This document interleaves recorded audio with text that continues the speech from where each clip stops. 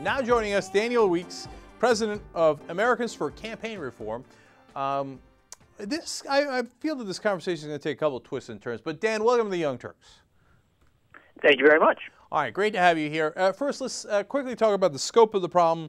For example, today, headlines about a lavish party thrown for the incoming Republicans at $2,500 a plate, $50,000 a table, and they're back to collecting money from their donors. And the Tea Party people are, oh gosh, it turns out that they're doing the bidding of the special interests and not their voters. They seem to be surprised by this. That's one example, but how systemic do you think this problem is? Yeah, well, thanks very much for having me on, Cenk. I think all of your listeners will understand that there are a lot of big problems facing our country, and we certainly would not argue that dealing with global warming, making sure health care gets properly reformed, you can list the several other big challenges we face. Those are all very critical issues that we've got to deal with. We believe, however, that until we fix the very system that elects our leaders and that determines who is making the big decisions that determine where our country goes, we will not be able to put in place the kind of reform that most Americans feel we badly need. We've got a system that regulates Wall Street, or ostensibly regulates Wall Street, while taking hundreds of millions of dollars in campaign contributions from hedge funds, from other executives on Wall Street, a system that tries to deal with our energy crisis while at the same time accepting, again, hundreds of millions of dollars in campaign contributions from executives at ExxonMobil and other companies.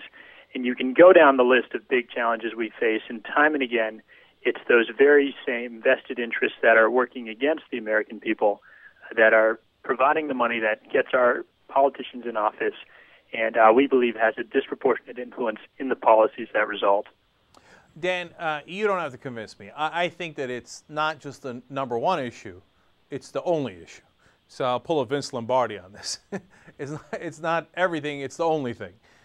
Because until you reform how our politicians get paid and win elections, we have no chance on any of those issues. They're bought on every single count. The Republicans are bought, the Democrats are bought. In my opinion, the Republicans are a little more bought, okay, but I don't really care. It's not a partisan thing. I know your group is nonpartisan. So let's then move on to how we solve it, right? Talk to me about what you think are the best ways to tackle this problem. Yeah, a lot of good work has been done on campaign finance reform for a long time. Frankly, we believe, though, that most of those efforts have not gotten at the root of the problem. We have tried in one way or another to change the way that private money is given, maybe the conduits by which that money enters campaigns. We had a Supreme Court decision in January of last year which opened up the process so that corporations and unions could directly spend to influence elections. So we've been trying for years to deal with, accept that private money will be the money and regulate it in one way or another, and we've been unsuccessful.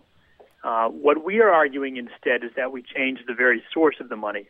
Instead of a system where a fraction of 1% of Americans are providing almost all of the money that gets our politicians elected, and we know where that money comes from. It's not ordinary Americans, it's vested interests.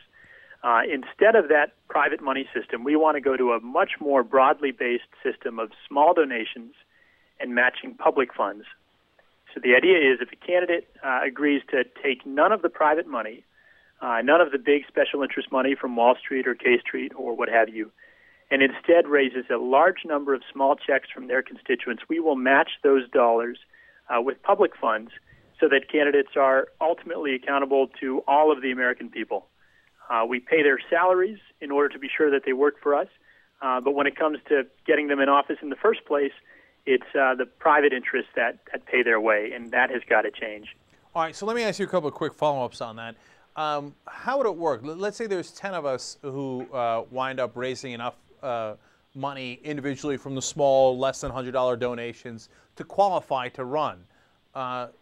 Then do all of us get the same amount of money? Fill that out for me a little bit. Sure. If a candidate wants to run for Congress, they've got to first show that they're serious. The way they would do this is by raising a large number of small donations up front, so that we're not giving away public matching dollars willy-nilly. You've got to show that you're a serious candidate. And that threshold, which would be 1,500 individual donations from within their state under the proposal that has been considered by Congress, that threshold is one that we think is within reach of a serious and a hardworking candidate, but realistically, I don't expect we would see anything like 10 candidates qualifying in a given race, more like one or two. If candidates can reach that threshold, they would then qualify for matching dollars on a 4-to-1 basis under the proposed Fair Elections Now Act on every small donation they raise, with no donation being more than $100 and raised from in-state. So if candidates can reach that tough threshold, they could get the matching dollars based on the number of small checks that they raise. So they would be earning their way every step of the way. And if they're a serious candidate, they would have enough money to run a really viable campaign. No, Dan, I get it, and I think that's a good system. And that way, you know, the people who actually have support among regular human beings get to get the matching funds, et cetera, et cetera. But I am curious about what happens, like within the primaries. What if there's more likely than not there'll be only a couple of candidates? But what if there are a lot of candidates? How does that play out? Do you know?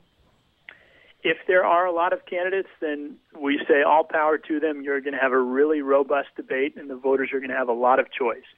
That would be in the primaries only. And the amount of public money that's at stake in the primaries is relatively small.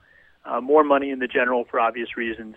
And at that point, the voters would have narrowed down their choice, and they would be picking between a Republican and a Democrat. And if there is a really viable third-party candidate, that person could also receive public dollars. But again, you've got to reach a tough threshold to get those monies. All right. And now, this is a critical part.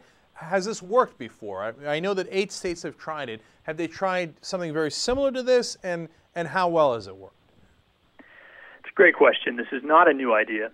In fact, we have Teddy Roosevelt to thank, who first proposed public funding of elections back in 1905. And what we've seen in the 8 states that have similar systems to the one I've described on the books, Maine, Arizona, and Connecticut are the 3 that publicly fund all of their state races from state house on up to governor. We've been very encouraged by the results. For one, you've seen a lot more competition for public office.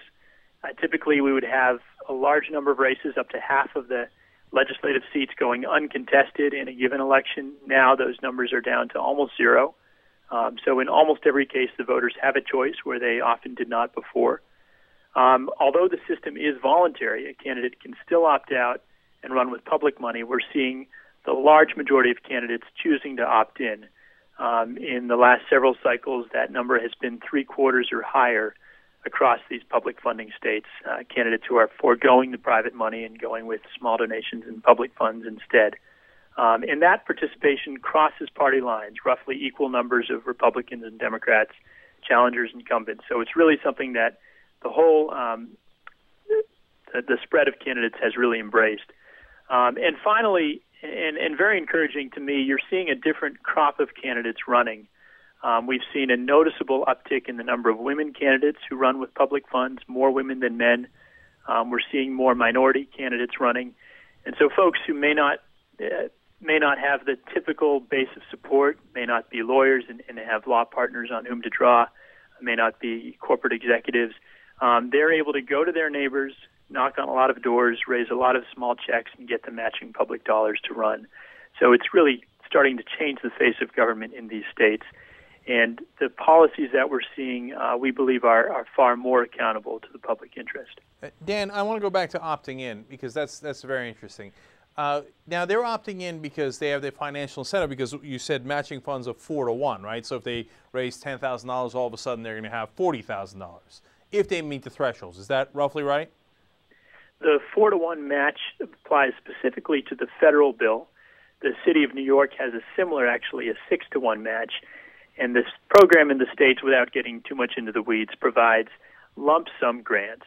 You get a certain amount, enough to run, depending on the race, House or Senate or governor, in both the primary and then if you're nominated again in the general. All right. Now, so but if somebody comes in and let's say it's a congressional race, and like Congressman Garrett's seat in New Jersey, the hedge funds just want to buy it. and they say, all right, oh, you're opting in. That's very cute. And, here's, you get your matching funds, whatever it is, but I'm going to come in with a couple of $1 million and crush you. I'm keeping it real here. They can still do that, right? Yeah. They can still spend their money as long as we have a Supreme Court that says it's the right of corporations and others to spend unlimited money under the First Amendment. They will have that right. But here's why this reform would really change the game, even in light of this Supreme Court. Today, where candidates are desperate for private money because they don't have a source of money that's actually accountable to the people, they look to those outside players. They look to, in the case of Congressman Jarrett, hedge fund executives to directly fund their campaign as well as run ads on their behalf. Under a clean election system such as the one we're describing here, candidates would have enough money to run a really viable campaign so that the outside money would have very little effect. And this is something that's pretty counterintuitive, Cenk, but we've done a lot of analysis of the impact of spending on election outcomes. And if you can believe it, when we look at every House race for the last 20 years, what we see is that you don't need the most money to win. You need enough to get your message out. And when you look at the relationship between spending and votes, if a candidate has between $1 million and $1.5 million to run for House, the fact that their opponent may be spending more than that has no noticeable effect on the outcome of the election. Hey, in other words, beyond that threshold, you're wasting your money. Dan, that's actually the single most encouraging thing you've said. I did not know that, and that's huge. Okay. All right. So, listen, Dan, we got to keep in touch because I love what you guys are doing, even though Alan Simpson is part of your organization. But we've got to do this in a bipartisan way, and we're going to. No, I hear you, and it's good to have former Republicans on board. And look, it's amazing that Alan Simpson's on board for this. So, God bless, right? And the more allies you have, the better off you are. And it's interesting, the former congressmen and senators are freer to be able to say, oh, yeah, we got to get rid of this. This is a crazy system, right? But I'll tell you, it's very easy persuading former members who are out of it, of both parties. We have, in fact, almost 150 former government leaders, both parties, who have signed on because they're sick and tired and they don't think it's going to serve our country. Our future really depends on changing the way we fund elections here. Absolutely. So everybody, it's called Americans for Campaign Reform. The bill is called Fair Elections Now Act. I think my opinion is that we need more than that. I've got an idea on what the more is, but at a bare minimum, the Fair Elections Now Act has to be passed, and I think we should actually spend all of our time and effort doing that, and Dan and his organization do that. So Dan, thanks so much for joining us. We really appreciate it.